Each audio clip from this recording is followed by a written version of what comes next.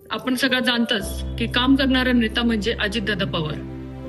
दादांचा आदर्शच नेहमी कायम डोळ्यासमोर ठेवून सुनेत्राताईंना राज्याचं उपमुख्यमंत्रीपद स्वीकारावं लागलं.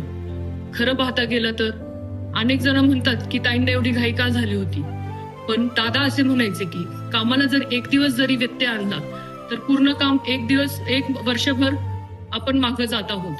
आणि दादांचा जसा पूर्ण अधिकाऱ्यांवर वचक होता, काम करायची पद्धत जशी दादांची होती, तसेच सुनेत्रताई पवार देखील दादांचा आदर्श ठेवून इथून पुढील काळात विकास कामं करणार आहोत. सगळ्यात मोठा गर्व म्हणजे महिलांसाठी की आपल्या महाराष्ट्राच्या पहिल्या उपमुख्यमंत्री या आपल्या सुनेत्राबाई झालेल्या आहेत. आज त्यांचं दुःख त्यांना माहीत आणि आपल्यालाही दुःख झालेलं आहे, पण ह्या दुःखाचं निवारण आणि दुःख सोडून न देता तरी त्यांनी आपल्यासाठी एवढं कमी दिवसात शपथविधी घेतलेला आहे, आपल्यासाठी घेतलेला आहे. तर आमच्या महिलांचा सगळ्यांचा त्यांना खूप मोठा जाहीर पाठिंबा.